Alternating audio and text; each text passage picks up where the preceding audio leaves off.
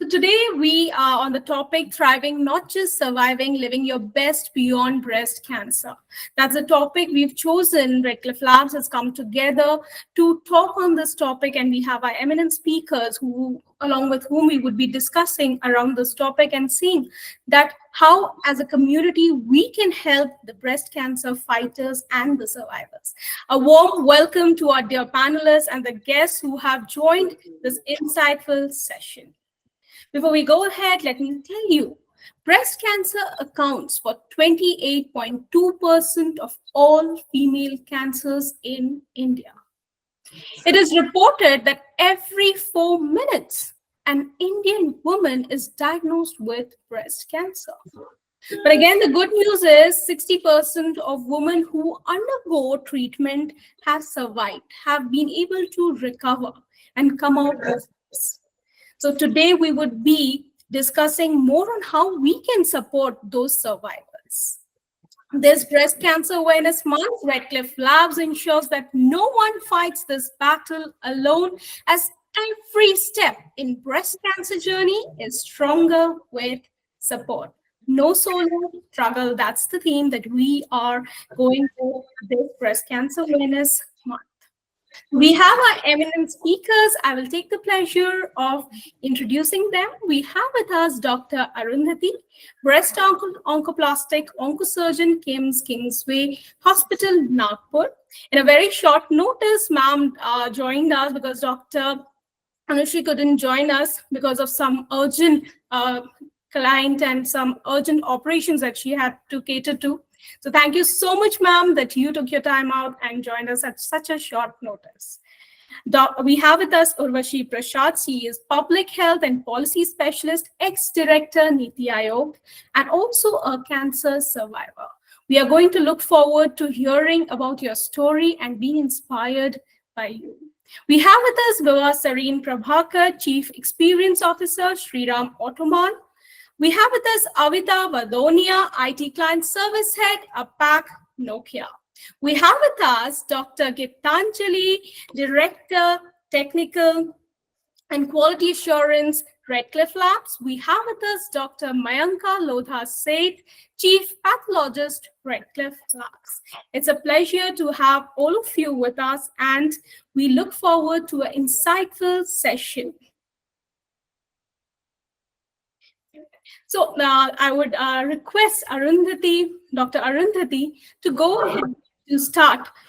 Ma'am, we would, you are a doctor, you are continuously on a daily day, you are meeting a lot of patients, you are treating them. So we would like to know, what are some of the misconceptions that these patients who come to you often have, and they want clarity on that?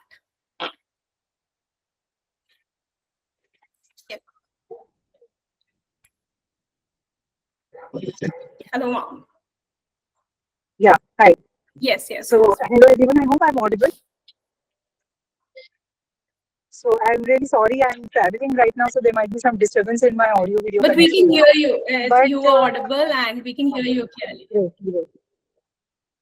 I'm glad that we are hosting this session, particularly for breast cancer awareness. And so, like you said, there are patients, we deal with a lot of anxiety. We have to reveal cancer diagnosis. We have to tell them the long course of treatment.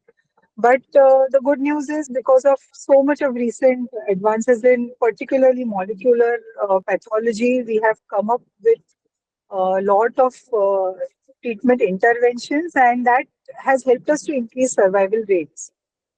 So if we talk, let us talk about some BRCA mutations. We are going to discuss that, right? Yes. So just to brief about it, BRCA mutation, basically BRCA1 and BRCA2 genes are tumor suppressor genes that are present in all of us. So when there is an inactivation of their tumor suppressing activity, that is when breast cancer trigger happens. So two famous genes are BRCA1 and BRCA2. Of course, there are multiple other genes responsible for breast cancer.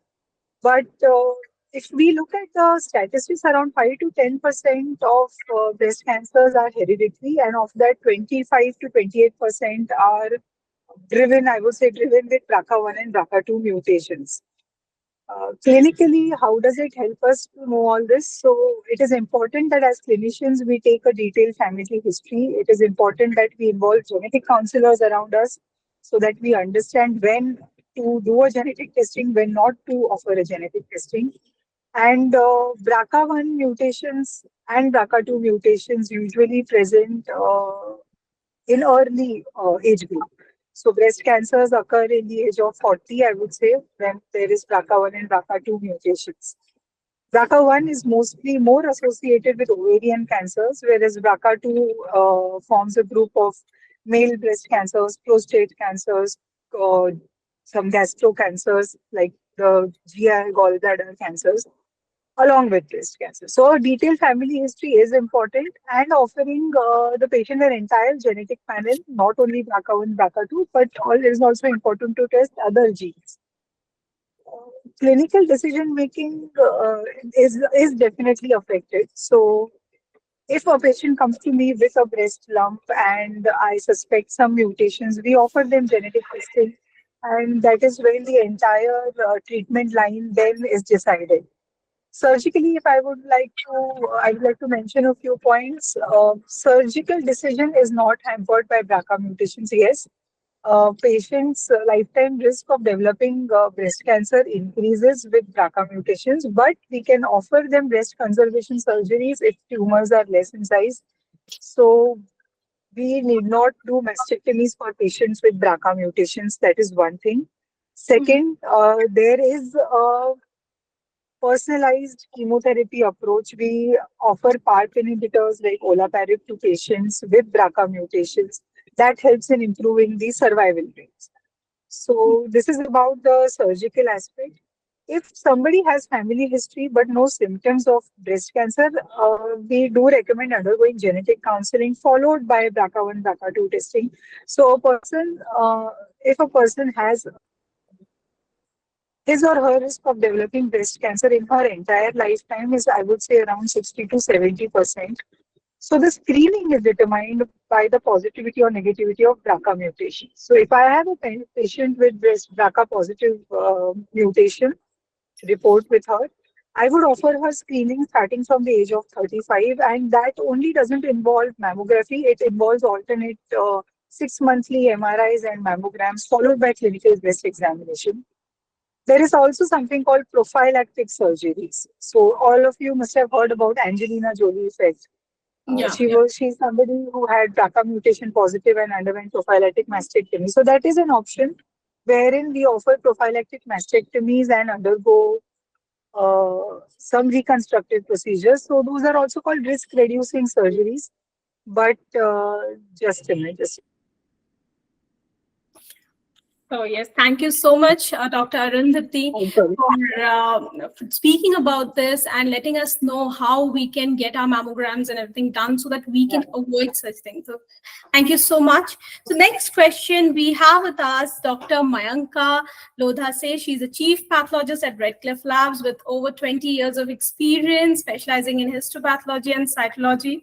Her expertise is widely recognized for advancing diagnostic precision with an MD in pathology. She has played a pivotal role as the co-founder of Medicenter Group of Labs in Rajasthan, shaping the region's healthcare landscape. Welcome to our webinar, ma'am, and we would like to know from you, how do pathologists determine the stages of breast cancer and what are the chances of recurrence post-treatment? So, hello everyone, and thank you, Ritika, for kind introduction.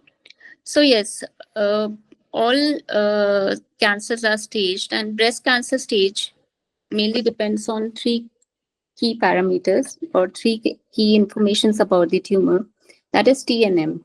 So, T stands for the primary tumor, and as the tumor size increases, as the surrounding tissue, for example, chest wall, etc., involvement increasing, the T numbers increase.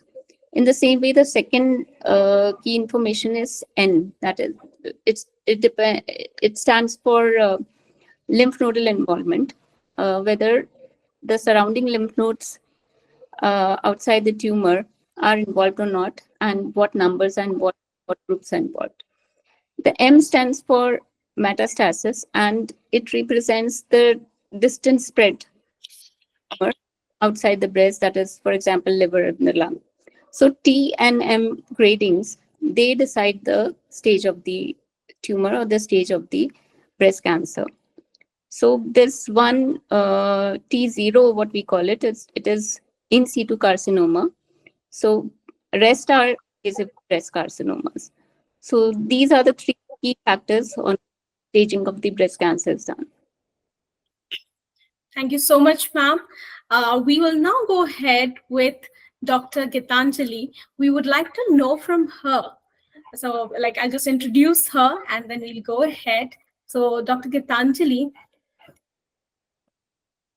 So Dr. Gitanjali, MBBS MD, is a senior pathologist with 14 plus years of experience across various leading medical and pathology institutes. She has been instrumental in driving new initiatives such as the setup of entire laboratories. During her career, she's a certified internal auditor and NABL assessor as per ISO 15189-2012 and ISO 15189-2022. Also certified inspection team leader, member at CAP, and certified in Lean Six Sigma by Quality Council of India. She has authored many journals and several publications in her name she has, and she keeps writing. So that's a pleasure to have her with us. And ma'am, we would like to know from you, can BRCA mutations skip generations?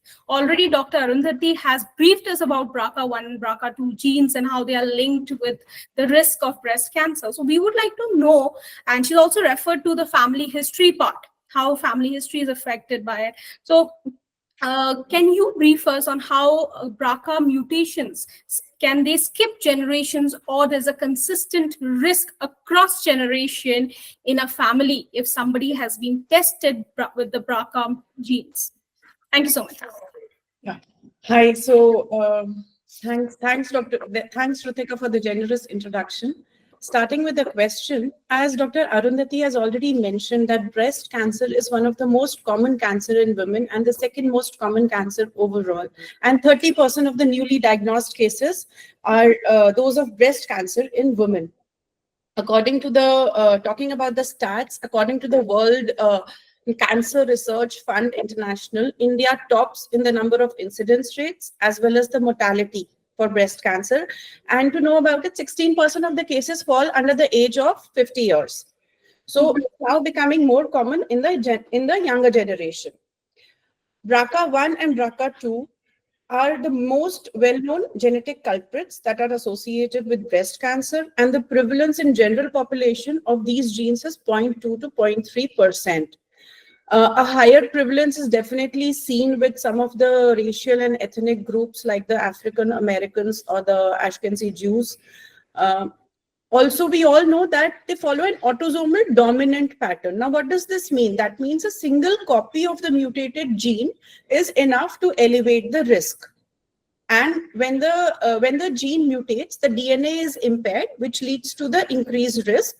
They can be inherited, that means from either of the parents, and both men and women can carry them. So for a parent, each child has 50% chance of inheriting the mutated gene from the affected parent and 50% chance of inheriting the normal gene. So they can seemingly skip generations for sure. But if a parent is not affected by breast cancer, that does not mean that the offspring may not, they still carry the gene. It may be transmitted to the generations. Talking about the BRCA1 and BRCA2 mutations, BRCA1 is associated with a 72% increased lifetime risk of breast cancer in females, and BRCA2 with a 69% of elevated risk. Also, they both are seen associated with contralateral breast cancer. There is an increased risk, like 40% for BRCA1 and around 25% for those affected with BRCA2 for the contralateral breast cancer over the 20 years. And as compared to 8% in a general population. For male breast cancers, BRCA2 is more commonly associated with male breast cancers. That is, it carries a risk of 7%, and BRCA1 carries a risk of only 1.2%. And also, several factors have to be definitely seen in correlation with the increased risk. That is the variable penetrance of these genes that affect the risk, the mosaicism, the de novo mutations, spontaneous mutations that may occur. So basically, we need to, as Dr. Arundhati has also mentioned, that we need to understand the BRCA mutations complexity, so that we cannot underscore the importance of family history, the genetic testing and counseling, and the risk management in such cases. Thank you. So if we know the incidence of BRCA mutations, we know the risk factors. The proactive measures can definitely be taken to reduce the cancer risk. Thank you so much, Dr. Gitanjali. And now we'll move forward with Urvashi Prasad. She's a director in the Office of Vice Chairman, NITI Aayog, and holds over 14 years of experience in public health and policy program monitoring, evaluation, and community development, especially the underserved and marginalized. She has co-authored India's first voluntary national review on sustainable development and was awarded the most influential woman in healthcare. It's a pleasure that we have her with us. And ma'am, we would like to know from you how you are a cancer survivor. We would like to hear your story. Sometimes we get lost with medical terms. We have doctors, so they treat a patient from the medical point of view. But sometimes who's undergoing that, from that person's point of view, it's a larger message goes out to the audience, to people who are actually going through, and they act as motivation for the survivors, for the fighters. So today, it's a pleasure that we have you, and from your words, from your journey, we would like the audience to be motivated. Over to you, ma'am. We would like you to share your journey with us. Thank you. I mean, firstly, I must clarify that I don't have breast cancer. I have another type of cancer, rare cancer, that I'm living with. So it's a rare lung cancer. It's not a breast cancer. But anyway, I think that some of the experiences would be common, I guess. Although each cancer, each type, each stage is very different. So I think that's important for people to understand. So yeah, I think, I'll speak of things that would be more relevant for this discussion. And I think that one issue that we do have is that while there are good treatments available now for a lot of breast cancer, especially the relatively early stages, or even up till stage 3, you can pretty much expect to be disease free if you can be treated in time. But that is really the challenge, that most women are not detected in time, in or early, that might be still now happening more in some of the urban areas and the larger metros, etc. But the moment you go into smaller towns, cities, rural areas, remote regions, tribal areas, you still have a lot of women who are coming at much later stages, when obviously treatments are more difficult, more expensive, prognosis is poorer. So I think that is one big problem that we face. If I look at this whole issue, is that we need obviously women to be screened and to be able to get the treatment they require much earlier. And then I think that we also need a lot of focus on people who do have that advanced disease, like I'm myself living with advanced disease, as they say, stage 4 or whatever you call it, metastatic, etc. So for people like me, there's no like end date to our treatment. We just have to be on treatment forever for the foreseeable future, because there's no cure as such. Even though cure in cancer is tricky, it can always come back. But I think in the earlier stages, you have much better chances of reaching that level, which you don't currently have when you're at stage 4. So I think that set of people needs more attention, because you might be on treatments for very long periods of time. You might face all kinds of side effects, and it disrupts your life in many, many ways, because you're literally living with it for whatever period of time that you're alive. So I think that is still something which has not got the kind of focus it should. And of course, we need better treatments for people at that stage. I don't think it's good enough to say that, oh, well, your cancer was too advanced, so sorry, bad luck. So I think we need to keep improving treatments, especially for women who are in that stage where it is very advanced. So I think that is something that is also important. And I would just say, finally, I think focus on sort of comprehensive and holistic care when we look at cancer is still something which is a very distant dream for most patients in India right now. And when I mean holistic, I mean everything from somebody's nutrition to, how do they manage their side effects to the mental health. And I have, been really pushing for, the fact that we need mental help and support when we have such life-changing, diagnoses. It's not easy to just know how to navigate your life in this new reality. So we cannot expect, just the oncologist to necessarily be able to handle all of this. So we do need multidisciplinary teams. And especially for patients, like I said, who are going to be on long-term treatments, I think this becomes even more the case. So I really feel that we need to evolve in that direction where we have more comprehensive care, and cancer is not just about, okay, here's your chemo or radiation or surgery or whatever, and that's it.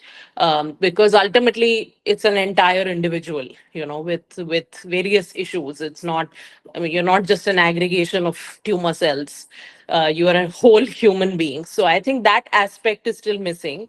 I found it to be missing in my treatment, for instance. So I'm sure it's the experience of many others. So hopefully, we will evolve in that direction through more people and more patients, especially speaking out. Time and obviously, and with time and technology advancing, things are changing, and that's why when we come together on such platforms, as a community, we want to thrive, we want to help people around. And Ms. Urvashi, the kind of positivity you have, the kind of strength you have, that's really, really motivational, and I'm sure you must be motivating many who listen to your story. We move forward to Ms. Vibha Sarin Prabhakar. It's a pleasure to have her with us today.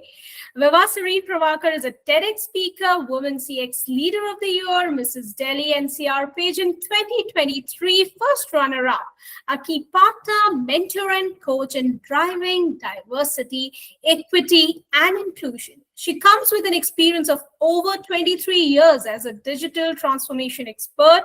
Beyond her professional achievements, she's an avid traveler and fitness enthusiast, inspiring others with her multifaceted pursuits. Ma'am, it's a pleasure that you have joined our talk, and we would like to hear from you. What are the best ways for breast cancer survivors to address fears about their bodies as they work towards a fulfilling future at the workplace as well as at social gatherings? Thank you, ma'am. Thank you, Rutika and the Redcliffe Labs team for inviting me today with all the esteemed panelists. Really a pleasure to be here. And thank you, Urvashi, for sharing your story.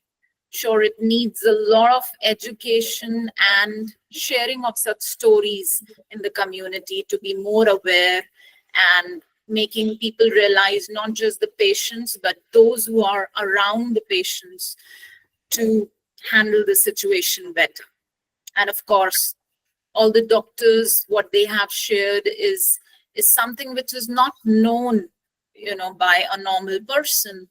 And it always comes as a shocker, not just for the patient, but the family, even colleagues at work or wherever the touch point is. And it is not a taboo anymore, thanks to all the awareness that is being created. But I think it all starts from within, starting with the patient.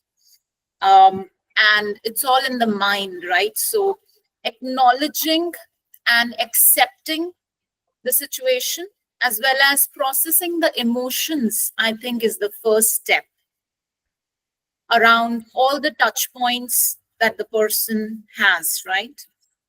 So the survivors should allow themselves, in my view, to feel and process these emotions, and recognizing that, this is something which they can overcome with the medical help, advancement of medical help that we have now, and just gaining the perspective and the emotional resilience. Then I would say to, back to your question on how to have a fulfilling future, especially at the workplace. So coming from a corporate background, I'll focus on the workplaces, focusing on the strengths. There is always a positive side to every story, right? So shifting the focus from, say, appearance to the personal strengths and skills and contributions that can help rebuild that confidence is what is required. So looking at the positives, strengths of the survivors, and inner worth beyond the, changes or the transformation that is happening in the body or mind. And all this needs to be done gradually. That is my third point. It cannot happen overnight. So a gradual exposure for the survivors to ease back into the social life and workplace interactions in its own pace. It cannot be rushed up. That break is required, that time is required, that support is required from all angles. So it's a gradual exposure to help them rebuild their social confidence without being very overwhelmed. Right? So for that, I would say the fourth point is a lot of self-care and self-acceptance again is required. So engaging in self-care, whether it's a fitness routine, taking care of the nutrition, relaxation, self-acceptance again about the situation, which can empower oneself to rebuild that confidence. Again, it cannot be done without the support at workplace as well as the family. And lastly, I would say educating everyone. So like Urvashi is sharing her story. So getting into those communities where such stories are being shared and, listening to each other's experiences, learnings, different ways of handling situations can be very helpful for the survivors. Very true. It's actually when we talk about community, when people from the community come together, they share each other's story. It's through that only the other person learns. We as a society need to thrive. We need to help others live their best. Thank you so much, Ms. Vibha Sarin, and it was a pleasure always to hear from you. We'll go ahead with Ms. Awita Badonia. Awita Badonia is a seasoned professional in the telecom and IT sector with 25 plus years of experience, currently heading the IT client service division for Asia Pacific at Nokia, which includes India and China. Passionate about promoting diversity, she leads the Strong Her India group at Nokia and is involved with the Beti Foundation to assist street girls. Furthermore, Awita mentors 5 girls from a tribal area in Madhya Pradesh as part of the UN Nokia collaboration. It's a pleasure, ma'am, to have you. And we would like to know from you, how can corporate leaders help break the stigma or discomfort around discussing breast cancer and ensure that survivors feel comfortable seeking help? Thanks, Rutika, for humble introduction. It's a pleasure to speak on this topic today, especially when I've worked for corporate for so long years. I think one of the things which is very important is to have an open dialogue. So companies' policies should encourage open, fearless, and empowered dialogues, because this helps the women to speak up, because there are various kind of diseases, even cancer, but breast cancer is kind of disease where women sometimes become sensitive to speak about in the area where there are more males, like especially in the corporate where female, there are not that number of females as compared to males, so the topic become very sensitive. So we need to have an open dialogue. And how can this be achieved? We need to have regular awareness campaigns, like like you are doing a beautiful awareness campaign during this breast cancer month. So corporate should also encourage such kind of schemes, or have these kind of events, because health and wellness is being considered as one of the most important factor in any good corporate organization nowadays, and companies are paying a lot of interest in it. they're taking a lot of interest in it. So they should have regular awareness campaigns, and they can also create the peer support groups. I think especially this point was told by Vibha and many others in this discussion, right? Peer talking to peers, or sharing the survivor stories. Like I would quote like my colleague or HR executive in my company, Nokia, who is a breast cancer survivor. So and she came back, she fought her battle, and she's currently doing quite good. So sharing such kind of survivor stories on how corporate helped her, because corporate, in fact, one of the very good thing is we have regular health screening program in our company, and which most of the corporate does. And her breast cancer was caught during this basic health screening program, which everybody needs to go for once in a year. So this basic health checkup helped her to get her breast cancer diagnosed, and then she went through multiple treatment which is needed as per her breast cancer. So this also encourages employees to have the regular health checkup. They should not delay it and try to take advantage of such corporate policies, right? And then IT companies especially do have flexible work policies, and others may have limited or not limited, but it is good to have those flexible work plan for the people who are fighting the cancer, because at times it becomes difficult for them to work in the regular work schedule, or they may need some kind of gap or leaves, or so those kind of leaders or managers, they should learn how to empathize, because this is somebody, a colleague in their corporate. It is like someone in their family, right? Anyone in their family could go through it. And as Rutika, you said in the beginning, that every 4 minutes in India, one of the women is diagnosed as having a breast cancer, which is so scary. So we should all learn to empathize, and this can come through regular trainings, because managers are given the training, leadership training.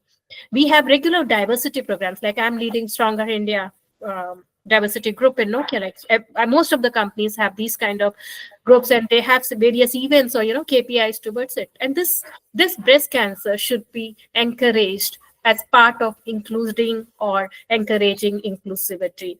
So this is very important. And one of the most important thing, I think, which I should not miss, which is I'm speaking in the last, is about the mental screening or mental stigma which each patient goes through.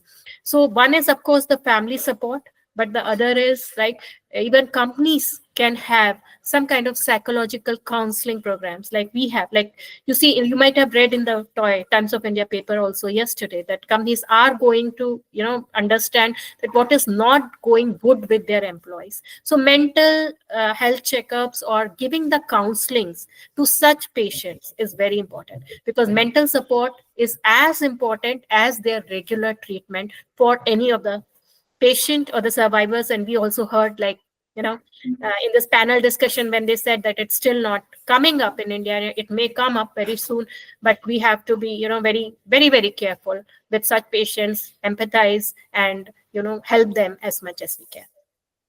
Very true. And when you highlight that as leaders, we need to come together, we need to promote, and we need to inspire others to be more vocal about it. It's still sometimes people feel shy about it, and they do not talk openly about it. And there may be the symptoms or the causes that can be, like at the early stage if detected, it can be prevented. Those things become worse with time, and at the last stage, it becomes troublesome for the patient and the doctor as well. So here, and through this, we would like to know from Dr. Mayanka.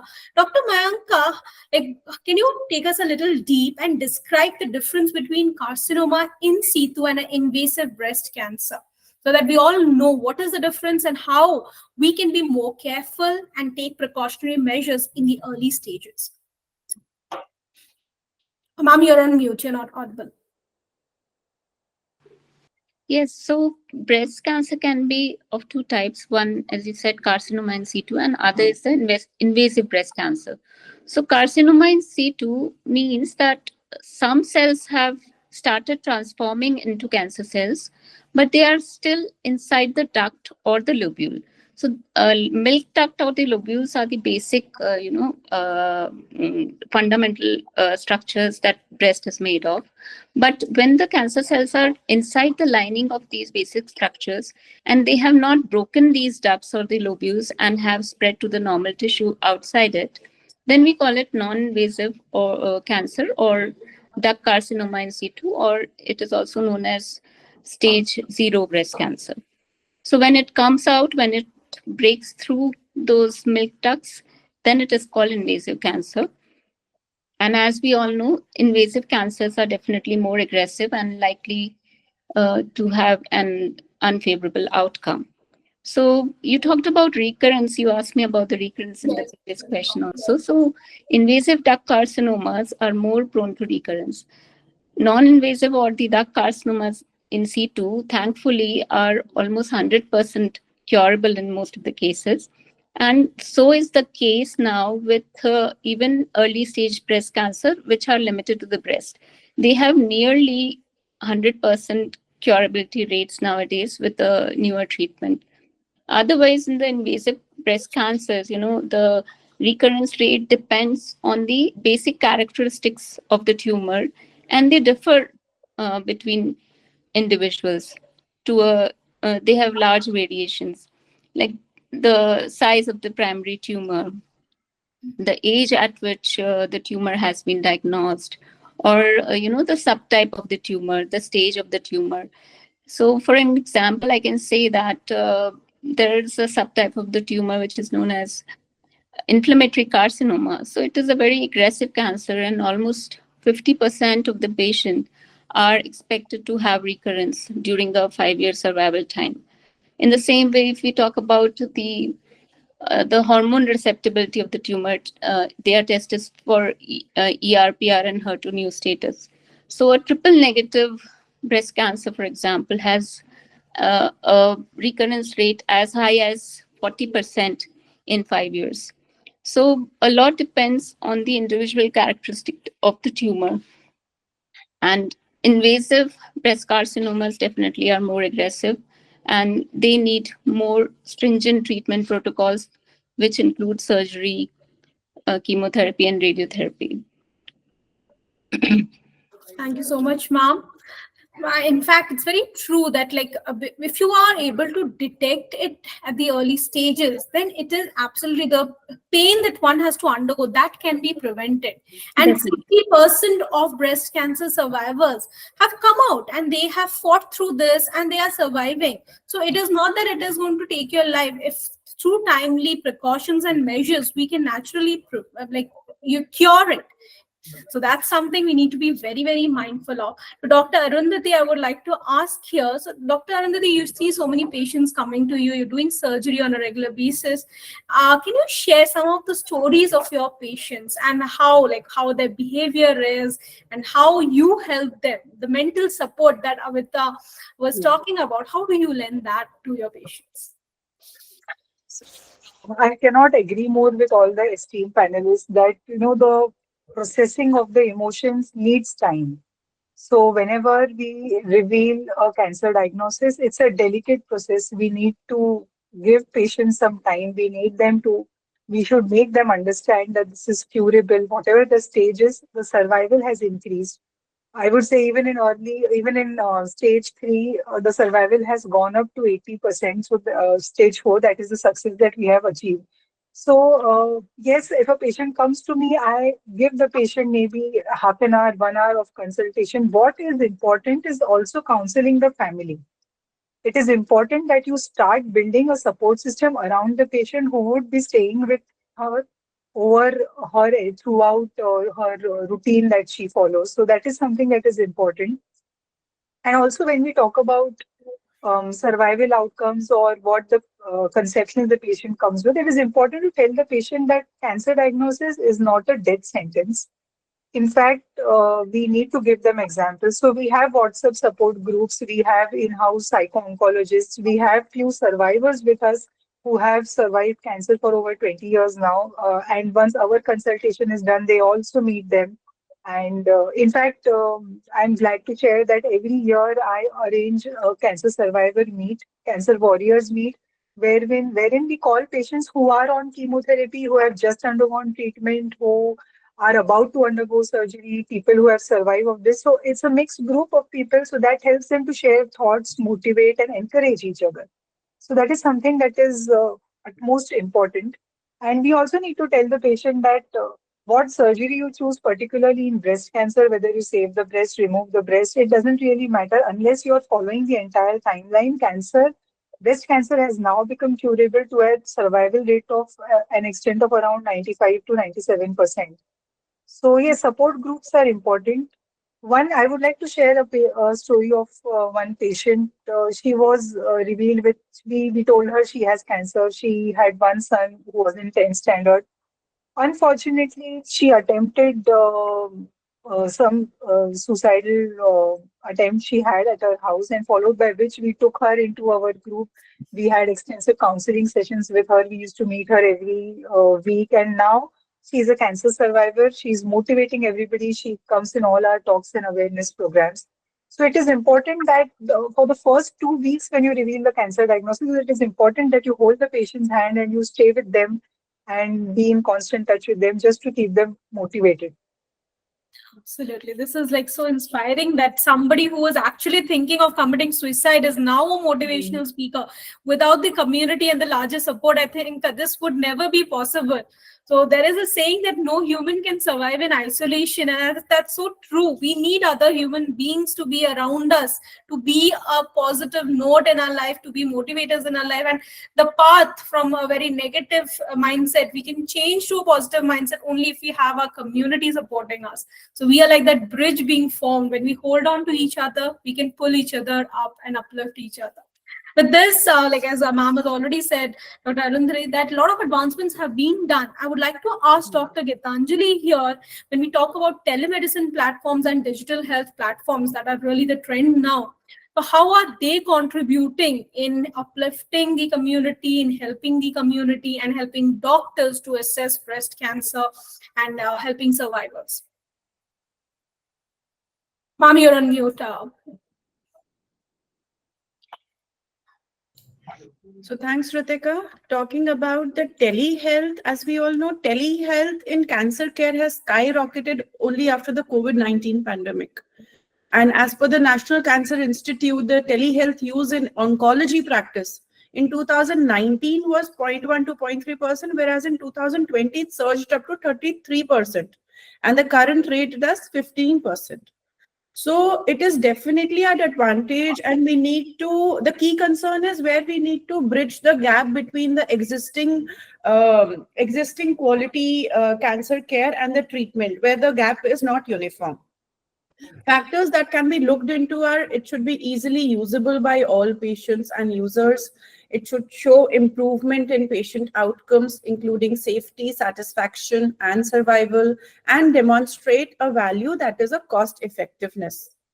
There is definitely a humanness factor, that is, humans are less involved, but in telehealth delivery, the personalized services are not there. However, we have many advantages to it, like we can facilitate the access of practitioners and the specialized care remotely, overcome the transportation issues, personalized health monitoring can be there, early diagnosis definitely is a big area, and the patients can fit into the busy schedules at the convenience of their surroundings and avoid the overcrowded, busy waiting rooms. Cost effectiveness is also there. Now, for this, India is at a very early stage for the use of telemedicine, but the Western world has developed the hub and the spoke models, where there is a centralized hub or the specialized facility, which is called the hub, which has the specialized care, and then we have the spokes, which are the satellite areas from where we can access the hubs. But this again has a set of challenges and disadvantages, like coordinating cancer care, which involves multiple service providers and organizations, which may lead to fragmentation in the various stages. Transportation between the hub and the spoke is a major challenge. Congestion at the hub, lack of autonomy at the spokes. Then high internet access and digital literacy is also a challenge. If we can address these barriers and embrace the digital innovation, then we can definitely bridge the healthcare gap and empower individuals in creating a more patient-centric and individual healthcare system in the rural areas. Absolutely true that. And actually, like the training is required for us living in tier one cities, even in tier two cities. We are very comfortable with using the internet, but when it comes to the interior parts, and like when we talk about the advancements in technology, that's there. People are aware, but how to use is that training lacks. Even we, like when I talk about my parents and my grandparents, they also do not know that how they can avail or use an app and take its services. There are so many advancements being done, but training them, having mentors. I feel there's a resistance to develop telehealth services in low and middle income countries. Yeah, that is also there. That they do not want to learn. Maybe they're like कि हाँ हमारा हो जाता है तो हम यहीं पे से end करते हैं. क्यों ही सीखना? ये सीखना कितना जरूरी है? Like we'll have to again delve deep into it and have to, as a community, again come together in supporting our co-workers, our people in learning more. From here, we would like to know from Urvashi that how, ma'am, like what are the key challenges India faces in terms of breast cancer care, and how can policy interventions address these? Already, ma'am has said that lacuna is there, like telemedicine and all these, there are there, but there are challenges. So, what are those policies that can be changed to improve the condition? Yeah, see, I always say that, India at two ends of the spectrum, there are still very different Indias. At the one end, you can get the best of care, you can get possibly the best doctors, the best treatment, everything, better than in other parts of the world. And that's why we see so many medical tourists coming in here. But there's still the other India, where even the very, very basics are, elusive. And that number is still, unfortunately, a very large number, compared to the first group of people. So I think that's really the challenge. If I sum it up in just one sentence, we need to bridge this divide, and that can obviously be done through a series of things. A lot of things have been announced also at the policy level. So if we look at the primary care level, there is the health and wellness centers which have been set up, which are supposed to do screening for breast cancer. There's obviously telemedicine, which came up really during COVID, but yes, we have seen a decline now in the number of people who are actually using it once the pandemic is over, so people are kind of going back to business as usual and their typical behaviors. So there is a slip again, but still, there are still people who are continuing to use it. So there's a lot of things like that. There's Ayushman Bharat with the insurance, etc. But I think, the challenge is implementation of all of this. So even when I look at the primary care level, yes, the screenings are supposed to happen, but the question is, what happens after somebody is screened? What is the next step? Are they referred? Is there any tracking? Is there any monitoring? I think in most states we are still lacking on that. So we just give these high level numbers of, say so many millions of women screened, fine. But, what happened to those women? And that is something that is still missing to a great extent in many, many states in the country. So I think that is something we need to do. That it's not enough to just screen somebody. There's no use screening somebody if you don't actually then take them to that next logical level, whatever that might be. So I think that is one thing. The other is even the insurance. I think right now, and I face this for my therapy, which is an oral targeted therapy, for instance, and most insurance, still has not kept pace. They don't even understand what is an oral targeted therapy. So I have to keep fighting with them every month to try and explain to them that chemotherapy doesn't always mean that I have to get admitted somewhere and, then be getting this infusion. I might just be having an oral tablet, and that is also a kind of chemotherapy if you can understand it that way. So imagine if it's a struggle for me, then imagine what is happening to so many other people who don't have the kind of access and education and awareness that I have. So I think even the Ayushman Bharat insurance needs to get much better, needs to cover more advanced treatments, We now have so many more advanced treatments, immunotherapies, targeted therapies.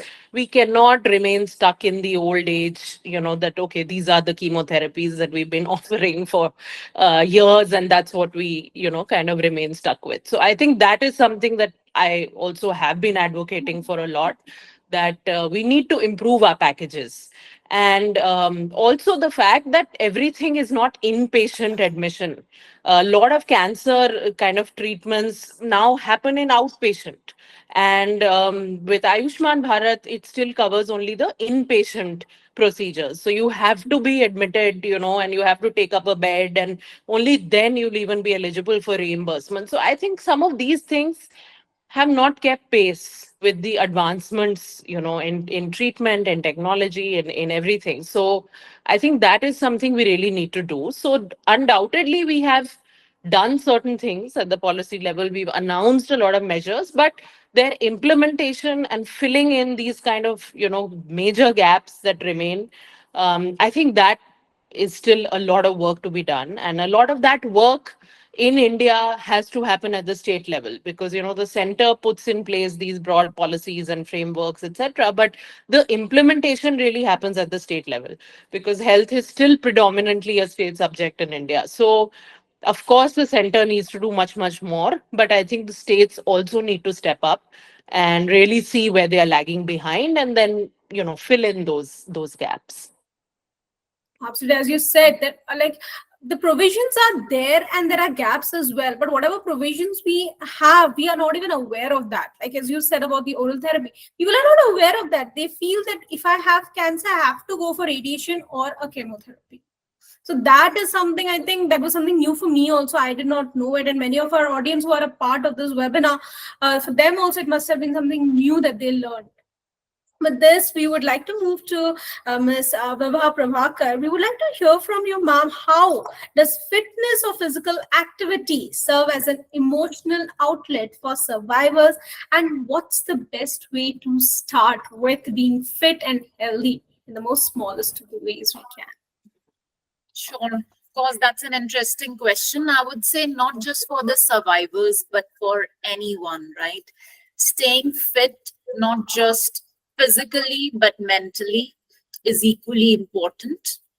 And I think it comes with a lot of awareness about one's body, what suits one, and what should be a regime that should be followed to live a healthy and happy life, right? So today only I've started following Redcliffe pages. So I read in the article that was published today that out of the BRICS countries, which are the emerging countries in the world, which is Brazil, Russia, India, China, and South Africa. In India, the cases of breast cancer are the maximum, and the casualties are also maximum, right? So this was something I was not aware of. And I think it brings a point that all the more for women, especially the women folks, that staying healthy and fit is very important, being self-aware, because this detection is actually can be done through self-examination. You don't need to go to a doctor every time, right? So the annual checkups are very important. Someone mentioned about it, right? And choosing an early detection, prevention, and a timely action, I think, is the key to survive. And back on being fit, fitness regime reduces most of the stress. So I truly personally believe in having a routine of whether meditating for some time, even if it is 10 minutes in the busy schedule, anyone can take out 10 minutes, right? And then having some physical activity. If women who have children, they run around the children. So anyways, there's a lot of activity and action happening when you have younger kids. But then getting involved with them, you don't need to go to a gym every time to stay fit. There are many applications these days one can download on mobile. There has to be a will, basically. So where there's a will, there's a way, right? So it improves the mood and it provides a sense of control for survivors, I would say, if they get involved in some physical activity, right? Just taking a walk in the park is also equally good and refreshing, being next to the nature, right? So small wins, it need not start with like a 1 hour of, weightlifting and a lot of heavy workout. It can be as simple as taking a walk in the park. And that can build a lot of emotional support and confidence. So one can start with gentle exercises like stretching, yoga, meditation, as I said, and gradually increase the intensity as you get involved. So that's what I would say.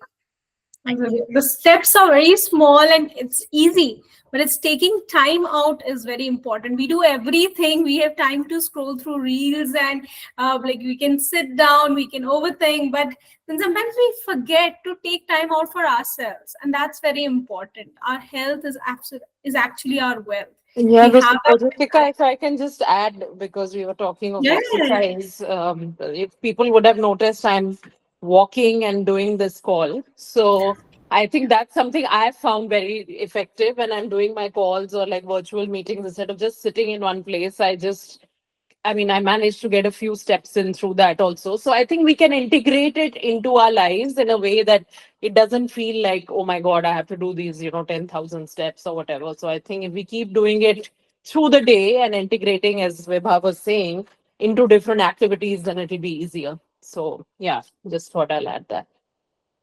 Because especially for corporates, we sit for long hours, 9 hours, 8 hours, we're sitting at a desk and working continuously. So taking that small 5 minutes, walking down the stairs, walking up, or when we're on calls, as Urvashi is doing, we can walk down and walk up while talking to somebody or taking a call.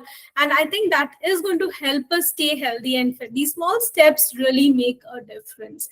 With this, I would move on to Ms. Awita, Badonia. And the last question for the webinar is, how can our colleagues, co-workers, and the survivors handle the transition of breast cancer, of those fighters who, after a long gap, come back to work, rejoin work? So how can this transition be better handled, and how can corporates manage their absence without penalizing them for their gap and for their performance during that period? Very valid question, Rutika.